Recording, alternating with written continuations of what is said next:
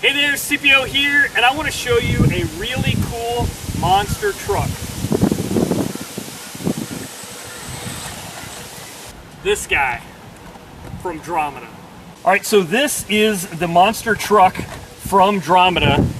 This is a re-release of a previously released monster truck that was brushed.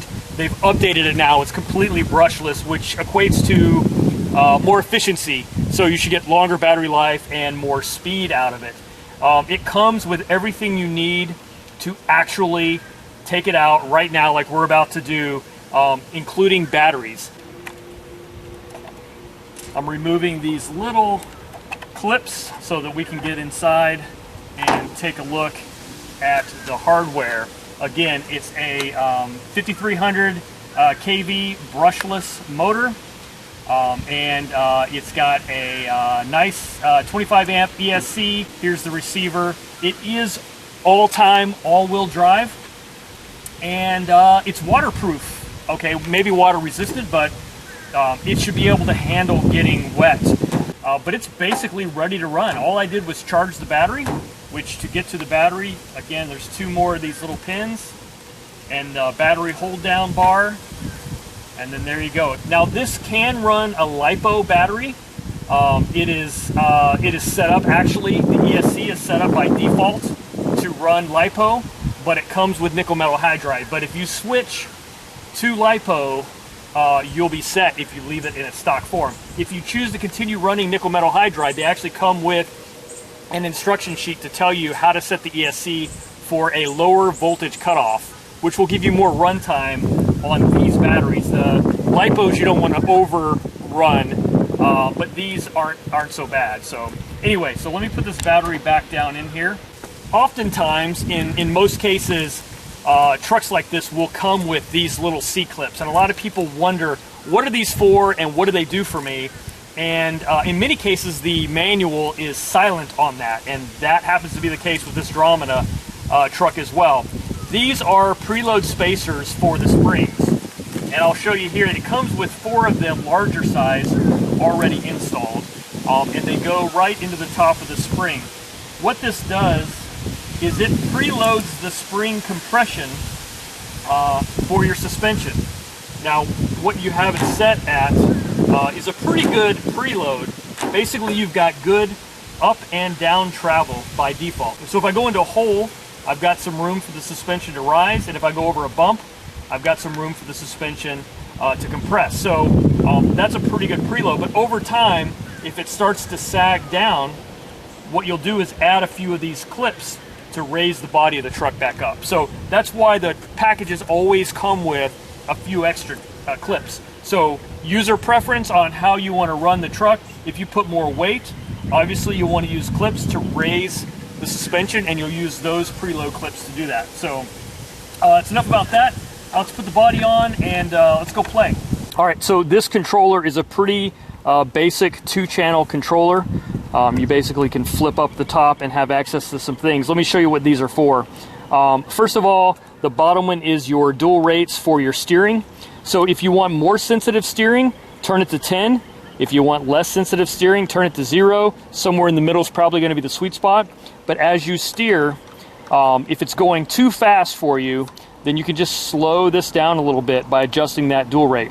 This is the throttle dual rate. Same thing. Put it to 0, pull the trigger, it'll go nice and slow. You want to speed that up, move it to 10. Somewhere in the middle is probably going to be your sweet spot. You've got normal reverse switches for the steering and throttle. In this particular setup, you're going to just leave them on normal. And this is your on-off button. Here you're going to have trim for the throttle and the steering. So probably a good idea to set them both. You see these little arrows here. Good idea to set them both to neutral. And then if you're driving the truck straight and you see it sort of veering off to the right, then what you'll do is turn the steering trim a little to the left, and then that will straighten it out. And you can fine tune that. Same thing with the throttle. If it's creeping just a little bit or something like that, you can adjust that with the trim. But we're going to leave it like that. First thing you want to do is always turn on the controller first. That's a very great habit to get into. Always the controller on first. Once that's on, then we can come in here and turn the truck on. Now the power switch is right over here. on the passenger side. And I'm just going to flip that on. Beeps a couple times, the wheels turn, and then with that, now you can see we're connected. So what I want to do is come back in here and set my steering. So you can see if I put it on 10, see how much it moves, versus if I put it on 0, how much it moves. So that's why somewhere in the middle is probably where you're going to want to be. Same thing with throttle. Ooh, that's fast. That is set about halfway. If I set it to 0, it's a nice slow controlled drive. Put it to 10. Oh, it's a fast booger, and there's a curb. So another cool thing about this, it's actually, like I said, 4-wheel drive. Look at that. All 4 tires moving. So a lot of these monster trucks come, they look big and bad, but they only have 2-wheel drive. This one is a full 4-wheel drive truck.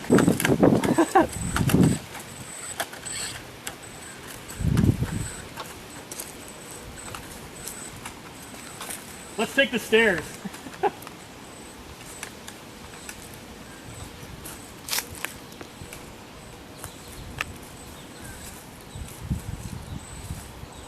Oh, I made it all the way to the bottom.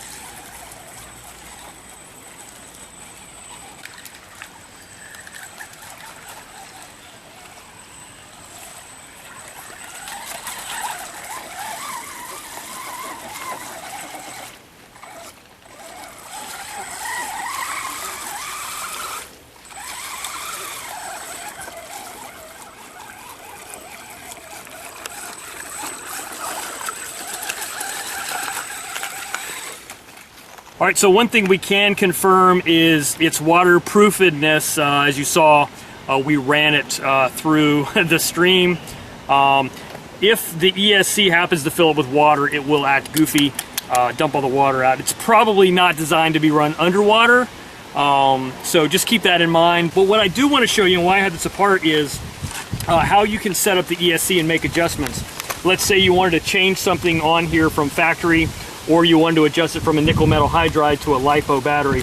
I'll show you how to set it, because it's a little tricky. So first thing you want to do is turn your controller on. So my controller is on the on position, and then this is the little set button right here, and then of course this is the on off button. So what you're going to do, hold down the set button as you turn the truck on. It's going to beep 8 times to tell you that it's in going into programming mode, and then it will beep once, twice, 3 times, 4 times, 5 times, which is a long beep. 5 is, instead of 5 short ones, it'll be a long one, to tell you which mode it's going to. You release the button when it gets to the mode you want. So let me show you how this works. Sorry, it's getting a little windy out here. All right, so I'm gonna hold this down. Let's say I wanna go to check the LVC. So I'm looking for 3 times. So I'm gonna hold it down, turn it on. 8, 1, 2. When it hits 3, I release. Now, it's going to beep and tell me what the setting is. The setting is 1, because it's beeping 1 time. And you can see 1 on here is nickel metal hydride. So if I wanted to change that, I can press it. Now it's at 2. Now it's at 3.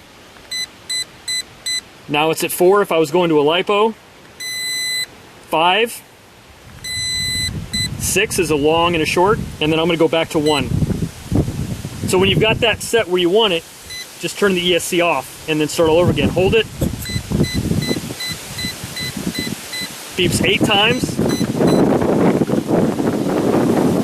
And then I let go at the 1, and then it's beeping 2 times, which is that setting. So that's pretty much how you do it, and then after you set each one, you just turn it off and then power it on, and you can navigate through there. So just wanted to share that for those of you who aren't familiar with ESC programming. Holy smokes.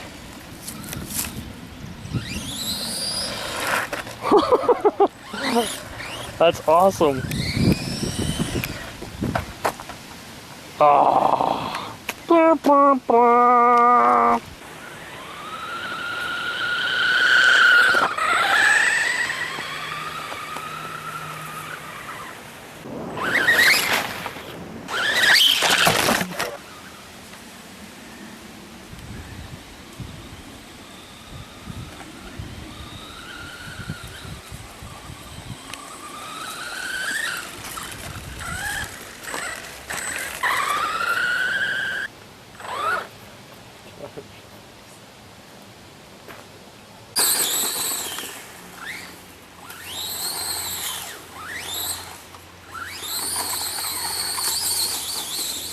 Holy cow.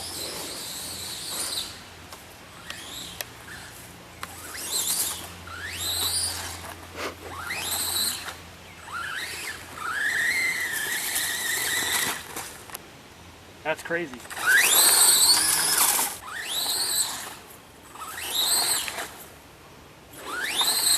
It's so fast I can spin it on itself. All right, guys, so that's it. That is some fun with the Dromida Monster Truck. So pretty awesome, super fast, and make use of those adjustments for dual rates, because you can slow down and speed up the throttle response and the steering. And if you max both of those out, you'll completely just have a blast. But in order to control it, you're probably going to have to slow them down some. Anyway, what an awesome little truck. Again, the new brushless version of the Dromida Monster Truck. I'm CPO. Thanks for watching. I'll catch you on the next one.